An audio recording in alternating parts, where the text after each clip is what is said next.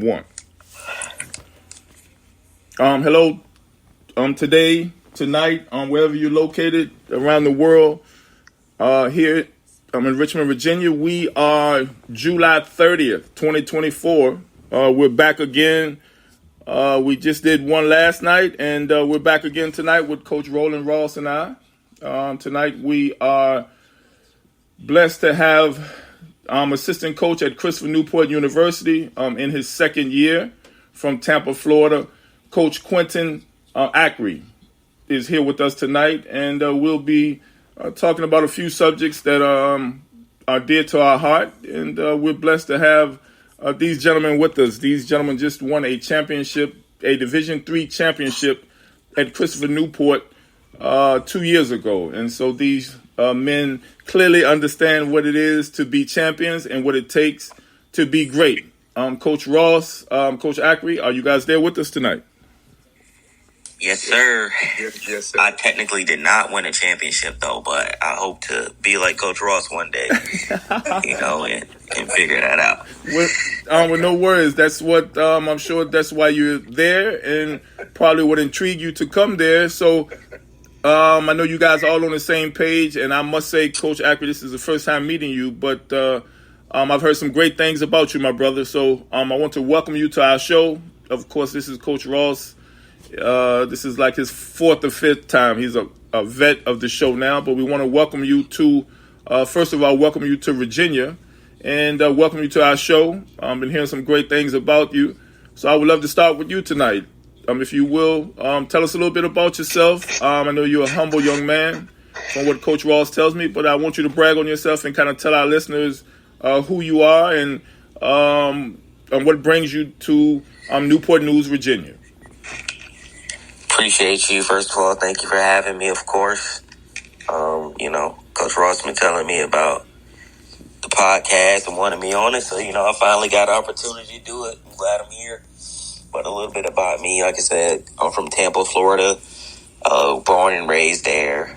And what brought me to Virginia, I originally got a basketball scholarship to Iowa, a school in Iowa called William Penn. Things didn't work out there. Transferred back to Florida, sat out a year, and then Southern Virginia University sent me an email saying they want me to come play for them, Division III school, right by VMI. I played there for 2 years, coached there for 2 years. That coach really helped me, get into the coaching world. He ended up getting a associate head coach job back at his hometown, which was Utah Valley University. And, I just put my name out there, just tried to apply to every position possible. I saw that Christopher Newport was open, and I went for it. At the time, I didn't know that it was a part-time position. But at the end of the day, I was blessed with the part-time position. I made that sacrifice to come out here to Newport News. I'm no secret or no stranger to sacrifice, and I saw an opportunity and took it, and I'm just glad that it all worked out, and now I'm blessed to be able to step into the full-time role this year and just, go from there. Yes. Well, first of all, congratulations for following your heart and your dream. I'm 53 years old, and it's always great to talk to a young man like yourself, and you hear stories where young men follow their dreams like Coach Ross and I did. And as you can see clearly, now you understand you're getting older. But the more you put your faith in God and in your dreams, some people call him God, some people call him Jah. He's called many different names around the world. But when you believe in yourself and put the work in, as you see, great things will continue to happen. So I'm very proud of you. Of course, today is the first time that I'm officially meeting you, but I'm very proud of you. And just maintain your focus. Clearly, God has a plan for you, and the sky's the limit, brother. You're a young man who's already in the NCAA coaching ranks. So clearly, you've been doing something right. And so whatever it is you've been doing, God clearly has a plan for you, and continue doing it. Much success to you. I want to get that out the way. Like I said, this is my first time meeting you. And Coach Ross is one of my mentors as well. We call him Obi-Wan. So, Obi-Wan, are you there, my brother? Yes, sir. How you doing tonight, Coach? How's everything going? You and I said that we were going to start picking up our pace and start having a few more of these shows, and so I'm appreciative that you would take time out again tonight to talk a little shop with us. And tonight with Coach Q, we're here, Coach. Tell me a little bit about Coach Q. He's been there with you guys less than 2 years, I think. Tell me a little bit about what you see. And he was just telling me about he followed his dream to have a chance to have the opportunity to be there with you guys. And clearly he's doing something right. And as I just said to him, to maintain his focus. And the sky's the limit for him, but I'm always enlightened to talk to young men that have their head on straight, that know where they want to go. So tell me a little bit about Coach Q and all of the great things he's doing there with you guys at Christopher Newport University. Wow. You know, I don't know if I can say enough about the good that he's done. But one of the first things is that, coming to a program on the heels of a national championship is very hard, because a lot of times people say, well, that's coming in. What can I do to top what has already happened? So with him, I don't think he looked at it with what he could do to top what should be happening. I think he came in and said, what can I do to keep it going? And we've been very blessed to have him. He's a young spirit with a big heart and quiet demeanor, and very, very young in this coaching profession. There's a lot of changes that have occurred over the years in terms of just the different dynamics of coaching and being a part of good programs. But as you and I talk about all the time about, finding good fits for these kids to go to school and play basketball, the same thing applies with adults finding a good fit to start your career and just try to learn in a very, very learning and educational environment. And, the staff at Christopher Newport, Coach K and I, man, we really, really, really enjoy having them around. And, I tell them all the time, just keep doing what you're doing, because whatever you're doing, you have piqued the eyes of stardom. Stars come in all different kind of fashions, big, small, but he has a great work ethic, and, he kind of keeps me on my toes a little bit, because I try to be, that guy that has a little bit of wisdom, but he's got some old wisdom, and we've been very blessed to have him. Yes, indeed, Coach. It's not a lot of times that I've heard you speak so highly of someone that you meet within a couple years. I think it takes, even myself, I'm sure you will agree, it's taken me time to even get into your good graces. And so this young man clearly is doing something right. And as I stated earlier, and I really believe that God has a plan for everyone. And when you follow your dream and listen to what God puts in your heart and in your mind, it's a recipe for success. Coach Q, we want to have you kind of jump right into some of the questions. I know we don't have a lot of time, but we're going to ask you some of the questions that Coach Ross and I have been talking about, some of the topics. One of them being USA basketball. How about, please tell me you are a LeBron James fan, or I'm assuming by your age, you're a Kobe Bryant fan, maybe? I would say I love Kobe, definitely. Okay. LeBron James, I understand he's one of the, 1A, 1B in the GOAT NBA conversation, NBA players. But I will be very honest, I did not grow up a LeBron fan at all. Okay. As I have grown, my appreciation for him has also grown.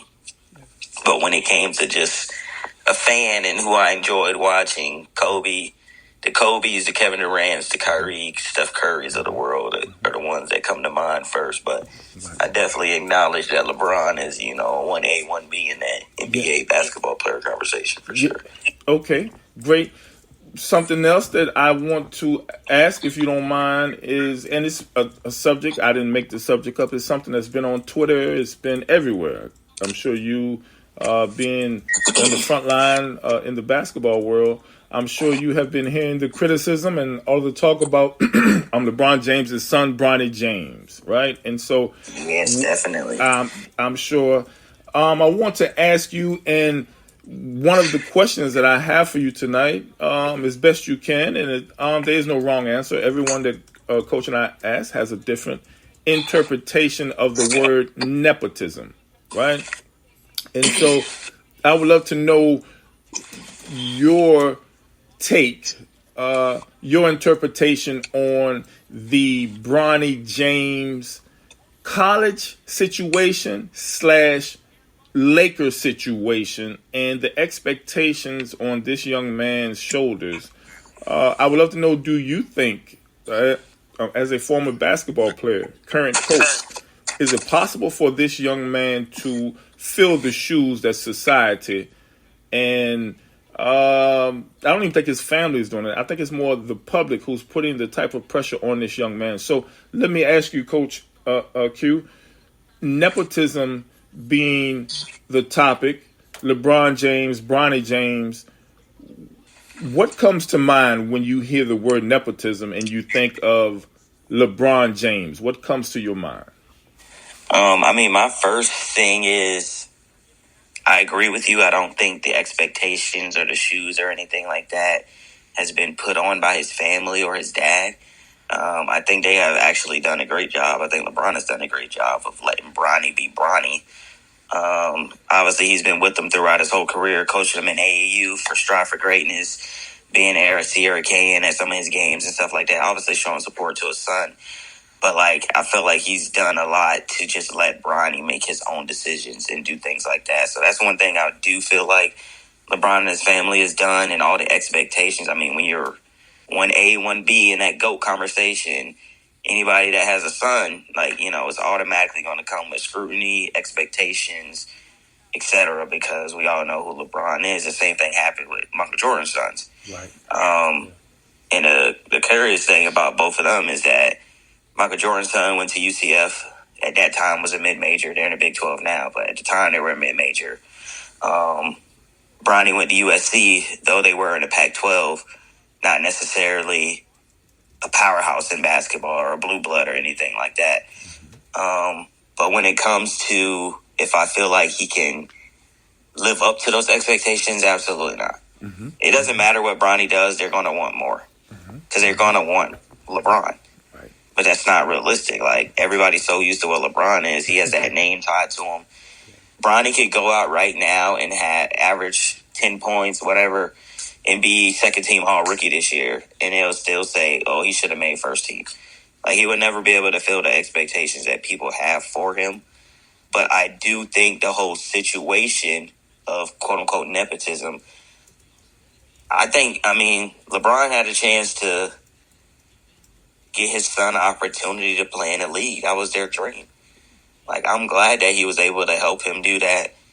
And I feel like the whole concept of nepotism, although as a concept, I don't think it's completely right. Mm-hmm. But the fact that he took advantage of something that has been around in America since the birth of America, I'm like, you can't really be mad at somebody taking advantage of the system. It's that old saying, you either play the game or let the game play you. Yes. He really took advantage of that opportunity to get his son on the team. And a lot of people saying that, he took a contract from somebody that could have been the 55th pick or whatever. The 55th pick, the average salary for the 55th pick in the NBA is $150,000. Mm-hmm. The Lakers chose to give him that contract. Right. The contract doesn't come with being the 55th pick. Yeah. So, and then, people have countless opportunities to work their way. As many undrafted players that get contract, many players that were 60th, like Isaiah Thomas, 60th pick, Mm-hmm. That's just one example, obviously, but 60th pick was able to work himself into the league. Everybody's going to get these opportunities when it comes. I just think LeBron did the right thing of helping his son get to that. And at the end of the day, he was the 55th pick. Yes. He wasn't the 5th pick. Yes. At the end of the day, it don't really matter in that sense because If they wasted a lottery pick on him, that'd be different. But the fact that he was the 55th pick and it was only 58 picks that year, like, why not? Why not the Lakers? They're there. They're already in championship contention, having LeBron James on their team. Why not go get their son? Speaking of which, Coach, I would love, because we have all different type of listeners. We have parents, we have students. Here, my wife and I, we have a company that we teach basketball from kids 10 years old all the way up to our pro clients that we send overseas. And so we have so many people from different backgrounds that listen and seek information, and people call and they always ask different questions. And some I am able to answer and some I'm not able to answer. And so this is such an honor for me to have you guys here, because hopefully some of the parents can hear some of the words that you guys are saying, and it can give them some clarity. And so, Coach Q, why I have you here, I would love to ask you, what do you look for in a recruit, right? And what do you look for as far as a good fit for your program, your school, your city? What expectations do you have when you do decide to bring in a player? The player that you say, hey, this is one that I want to bring in. What are your expectations from that player? And I would love for you to share with our parents and students that are listening your interpretation and the difference between talent and work. I would say the first thing that I look for when it comes to recruiting a player is, like, I think one thing that's like a misconception a little bit about recruiting is that, obviously anybody can identify if somebody's a talented player. Like, that's not hard to do. But I look for the smaller things. And I think that would differ between who's looking at a kid. Like, some coaches pride themselves in a different category than other coaches. Some programs look for certain things that other programs don't look at. So the whole spectrum of recruiting, like, it is solely dependent on who's looking at that kid, and not necessarily if that kid is good enough to play at Duke or whatever. Like, there's a lot of kids that I think could play at Duke or UNC or Kentucky, but they don't get that opportunity because those programs are maybe looking at something that kid necessarily doesn't have for that specific program. So when it comes to Christopher Newport, and one thing that I have learned here is, regardless of Christopher Newport's program and things like that, one thing that I look for first in a player is, can they play the game of basketball? Like, do they have the IQ to play at the college basketball level? I am a student of the game. I love basketball. I watch film all the time. I study the game. You can ask Coach Ross, ask everybody that's at Christopher Newport. Like, I love basketball and I love the X's and O's, all that stuff. So, like, when I look at a basketball player or recruit, I want to know, do they have an IQ to understand how to play the game? Because you can be extremely talented, but at the next level, everybody's talented. Correct. At the next level, everybody's athletic. Yes. At the next level, everybody got a little bit of skill. What separates that is work ethic and understanding of basketball, because now you're getting into scouting reports. Mm-hmm. Now you're getting into team scouting you. Now you get into on-the-fly in-game adjustments. Yes. Like, all that stuff applies in the college game way more than what you did in high school or AAU.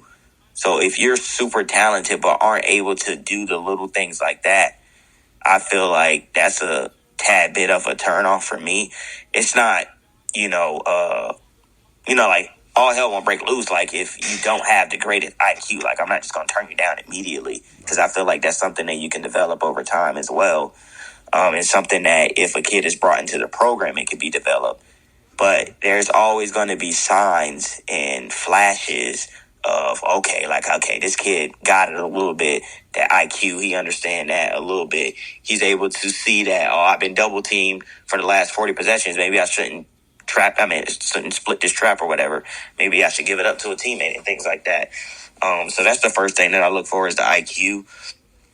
And then when it comes specifically to Christopher Newport, I think the biggest thing that we look for as a staff is, how tough is the kid, and is he a winner?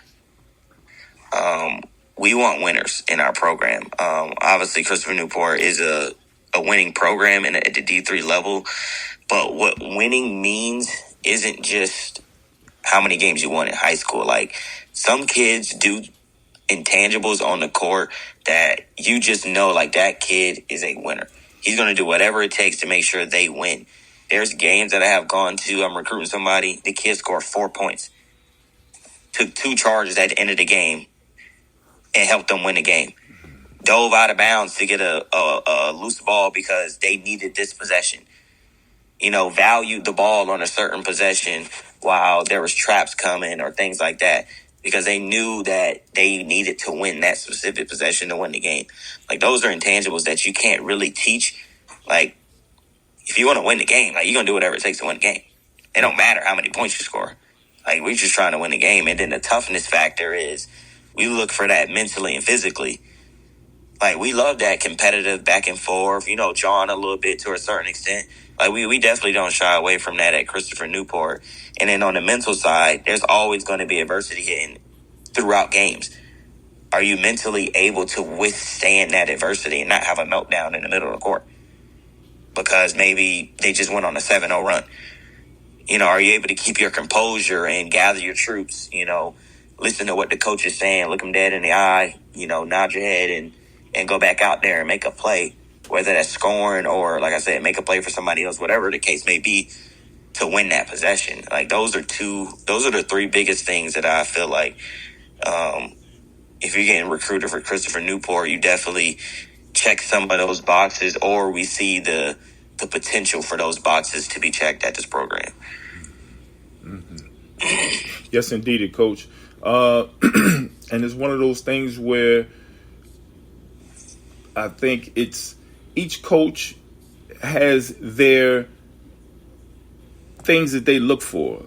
Each coach in each sport. I don't care what it is. And so we're blessed tonight. I want to shout out.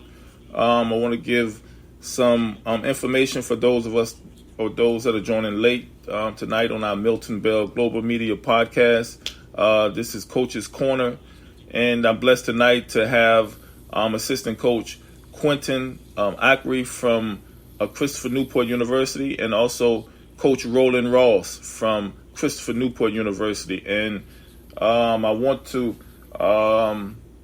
have Coach Ross come in now. Coach, I don't want you to feel like you're being left out and that we forgot about you, but it's such a pleasure to have Coach Q here with us. And so, Coach Ross, if you will, for those listeners that did not have a chance to hear our previous conversations and previous podcasts, I would love for you to also repeat to our listeners those same qualities that you look for, the same things that Coach Q was talking about, what you look for in a recruit and what makes a good fit.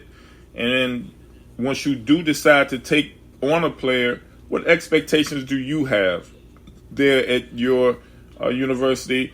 And what's your definition or what's your opinion on talent versus work? Wow, I told you when we have Coach Q on, man, it's going to be a hard act to follow. You said that, Coach. I certainly said that. But he's had the privilege of seeing our program and our staff and work and how we go about identifying and then what we look for. I mean, everything he just said was spot on. Maybe to take it a step further,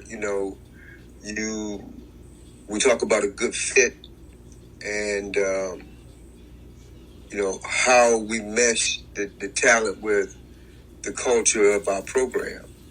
And so all those things, all those attributes that he talked about that checks a lot of boxes, that's the first and foremost things that we look for to get to, sometimes the second and the third phases, because as he alluded to, just because you're athletic doesn't necessarily mean that you are a winner. And, our program have a phenomenal status right now in terms of Division III, in terms of, what our purpose and what our goals are every year, and there's some things that when we go out and identify, look, assess, and get back and talk as a staff, I mean, sometimes the meetings are pretty long because, this is a 21st century young man. And, these kids are coming from various backgrounds. There used to be a day where you go to the high school and you see the best high school players to be in the McDonald's All-American game and all those kind of things. And now you got, you just got so many other things to contend with to even try to get some of the talented kids that may have all those boxes checked, to consider your institution. So, without rambling, I do think one of the biggest expectations we have, once we have identified and once we have got to a point where there's mutual interest on both parties, the first thing our head coach states is that, we don't promise any high school outstanding player anything other than an opportunity to be a part of a really, really good program. Then that's when it gets interesting because, just like what they have in what has just become college, a trend of what the superstar college basketball teams, the NBA superstar basketball teams. Christian Newport's program has been built on a long time of, just 4-year kids and guys that have been here and have been through the trenches and have, two things that the head coach always talks about. You're here first to get an education, to become a better young man in life. And with basketball, hopefully we can get you to be a better version of yourself so that when you finish playing the game of basketball, a lot of great things can happen for you besides just winning basketball games at the institution. So, we at Christopher Newport, man, we like to think that we have a blueprint on how we get our guys prepared for that next transition phase of life that hopefully the listeners are listening to, because everybody that goes to college is not going to necessarily play at the professional level. And everybody that goes to college may or may not be a big contributor in the way that they may want to be. But at the end of the day, it's our job as a staff is to get these kids to be the word team, and there's no I in team. So, we got a little something going on down here in Christopher Newport that we don't like to share on air a lot because, if you look at the trend of the last 3 or 4 years in Division III landscape, the state of Virginia has been well represented, my man, in the basketball world, with Randolph-Macon winning a national championship. Then it was Christopher Newport winning a national championship. And then this year we had Hampton-Sydney go to the national championship. So, we like to think that we got a small blueprint about how we do things. Well, Coach, you guys got a big blueprint, not a small. I know you're a humble guy, but championships speak for themselves. And so once again, it's such an honor to have and to give my listeners a sneak peek into what greatness sounds like, and what it looks like, what it talks like, so that you guys have shared some, I think we've been on almost 30 minutes now, but you guys have dropped some wisdom. You guys have really dropped some gems for the young people and the parents that have a chance to tune in at a later date. You guys are really sharing what it is that makes you want to bring a student athlete into your university. And I think that's very hard to come by in today's society with the NIL and the portal and all of this stuff. I don't think a lot of parents get a chance to sit down and actually talk to coaches and ask coaches the simple question that I did, or just asked you guys, because some parents don't have a clue. I know it. We see it on the AAU level, on the youth level. college level, and even on the pro level. You'd be surprised the amount of parents that we see that have not been involved in their child's career. It's astonishing. So basketball has clearly changed from the time when I played, and from when Coach Ross, when I was in school and playing pro basketball. The world seems to be changing. And so if I'm understanding you guys correctly, you guys seem to be dealing with a different type of kid than a kid like myself and Coach Ross, that we only had 6, 8, and 12 as television channels. We only had 3 channels here when I grew up in Richmond, Virginia. So now you take a kid that maybe has 200 or 500 channels. He doesn't have to really go to the gym and work out because he can stay home and he doesn't have to leave. Whereas you take someone like Coach Ross and myself, we had 3 channels in our house, man. We had to go outside. So it's a different day. I get that. Kids have different goals, different dreams. And so I would love to ask Coach Q, if you don't mind, we want to kind of wrap it up here with you. And we were speaking on the word nepotism. And so one of the questions that I asked Coach Ross yesterday, I says, Coach, have you ever experienced it, or have you ever seen it? Because for me, being a basketball player all of my life, I've seen it in basketball. And so my question is, do you see nepotism in your everyday life, or do you see kids that think that my life is going to be like LeBron James? My dad is going to come through and help me, and he's going to do this. Because I think some youth, and I want to tie it all back in, some youth are misled and they're miseducated, thinking that their parents can do something like LeBron James is doing. So let me ask, Coach, what do you see? Have you experienced nepotism in your line of work, in your career in basketball as well?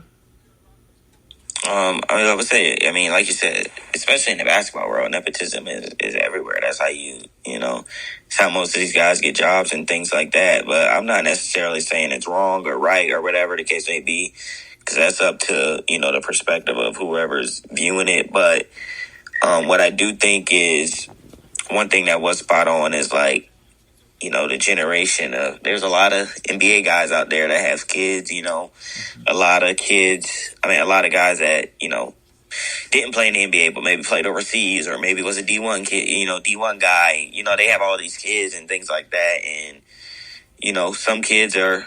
some people raise their kids to be very humble and, want to go through that process that they had to go through. Right. Want to make sure that they put in the work that they had to put in, and things like that.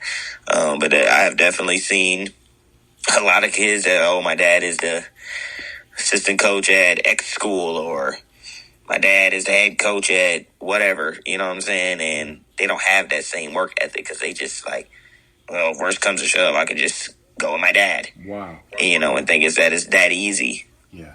Wow. And I don't necessarily think it's that easy.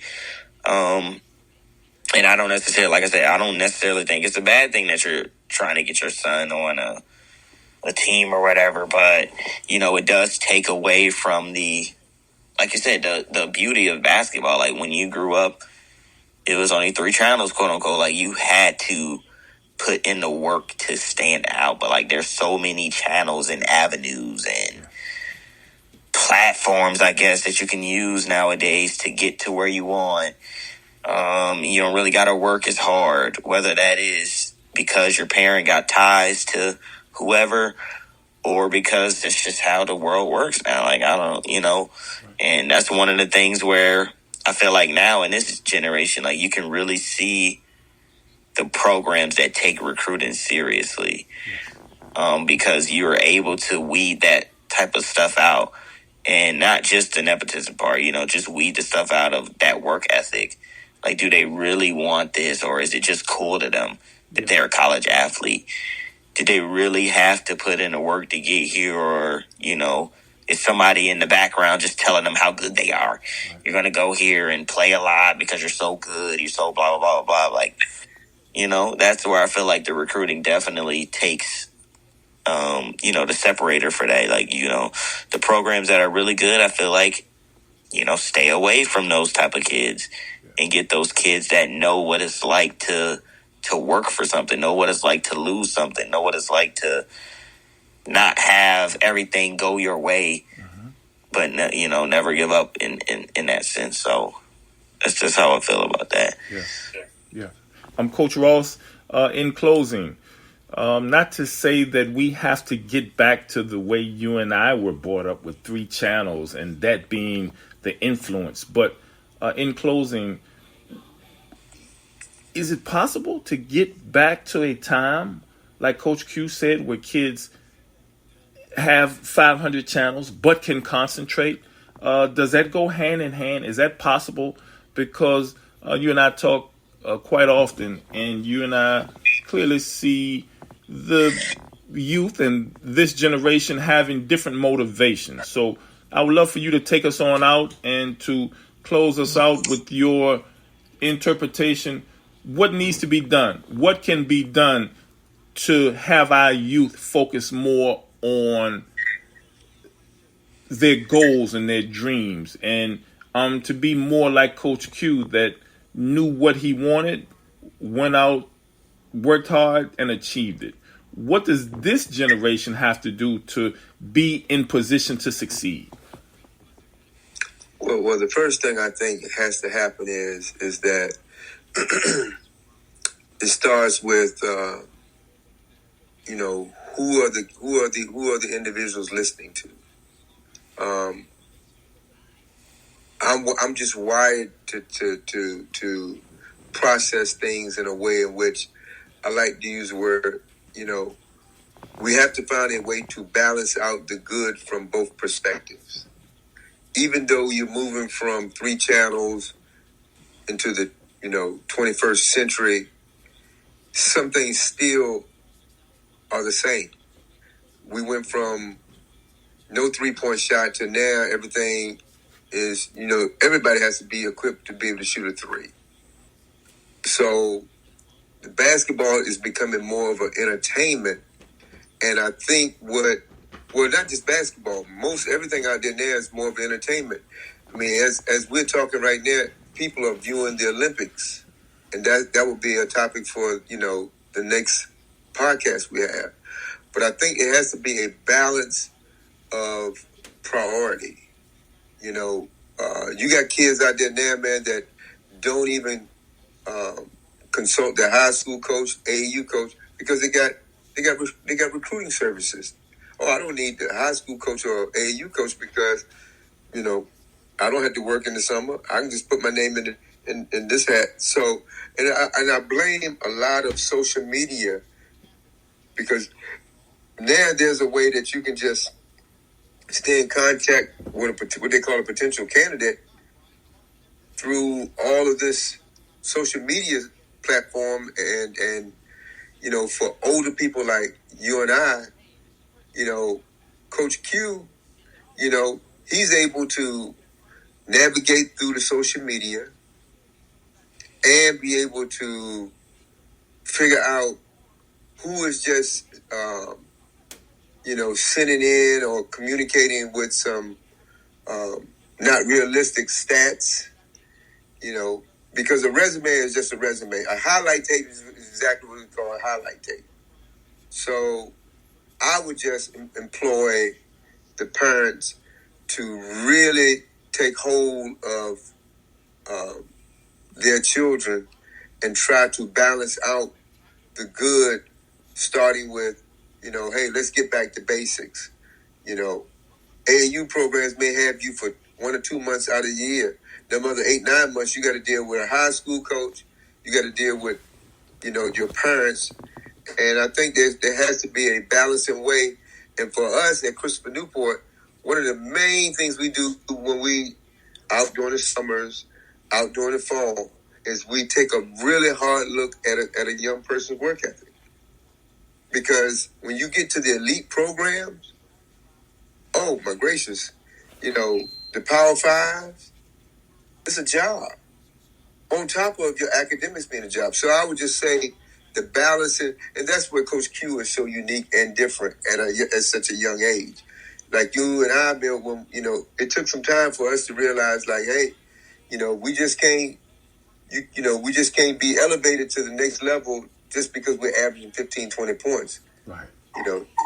We have to put in the work, but now the work has to be, assessed in a way in which, you're trying to balance out all the good. Social media has hurt some players in a different regard because,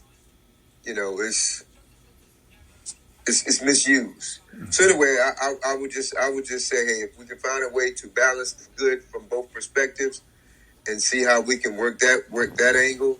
Yes. If you look at Christian Newport's roster this year, I mean, we look, all our guys, even returning guys. I mean, we're talking about what kind of work you put in when the coach is not there. Everybody wasn't blessed to be able to score big academic points on the SAT or the ACT test. You have to study. You got to work at it. So the same thing with basketball. And the thing that Coach Q, I'm sure the listeners missed it, but the word he used is what we use sometimes real subtly. I mean, he loves the game of basketball.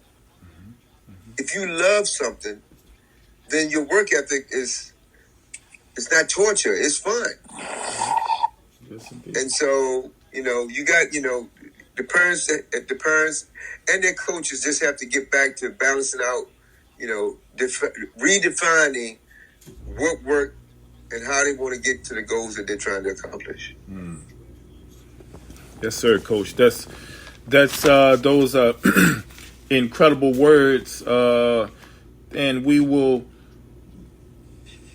as usual, we'll have your words. I think the last time we had Mrs. Ross' words to start our podcast. So tonight, Coach, I would love for those to be the final words for our Milton Bell Global Media podcast tonight. For those that do have questions, please feel free to give us a call here at the company, area code 702-908-1501. You guys can also email us your questions. We'll pass them on to Coach Ross and Coach Q. Our email is milton.bell@miltonbellbasketball.com. That's milton.bell@miltonbellbasketball.com. And we will pass on to our coaches any questions or any things that they have, that parents may have, or some players may have. We'll pass those things on. Coach Q, I cannot say thank you enough, my brother. I'm honored that you would take a few minutes. I did keep you over. I promised I would do 30 minutes tonight. I've done 43 minutes, so I'm over by 13 minutes, but I hope you won't hold it against me, and hope you will join us again whenever you have some free time to share some of your wisdom. It's quite an honor for me to talk to someone so young but have such a great head on their shoulders. So I'm hoping you'll come back and share with our family some more of your wisdom, and we wish you much love and much success in your endeavors, and we look forward to hearing more great things from you as well. No, I appreciate you for having me. Definitely will, love to come back and join when I got some free time. Definitely won't hold the time against you, man. It's been a fun night, so I appreciate you definitely. Well, we appreciate it. Coach Ross, as usual, brother, we appreciate you being here, and we will probably be returning in a couple days. But Coach Ross, you know how much you mean to us, and the great things you've been doing down at your university, Christopher Newport University, Division III champion. Your profile and your work ethic and your track record and the amount of pros you have and the amount of young men's lives that you touch, like myself, Coach Roland Ross, your track record speaks for itself, my brother. So as usual, I want to thank you and just give you your praises and being one of my mentors since I was 17, 18 years old. So well, before you hang up, man, You know, I did try to recruit you, but that's okay. But for the next segment, man, you got to ask Coach Q, man, who is his favorite point guard of all times? Hey, well, we'll have to. Coach Q said he would not hold it against us, so we'll try to have him back. Hopefully next week, be able to join our show. Before our listeners here on the Milton Bell Global Media podcast tonight, Coach's Corner, Coach Q, Coach Quentin Acree, and Coach Roland Ross will be signing out tonight. Thank you guys for taking time out of your day to listen with us. And join us next week as we'll be back with Coach Ross and some more of our new guests. Thank you guys for listening.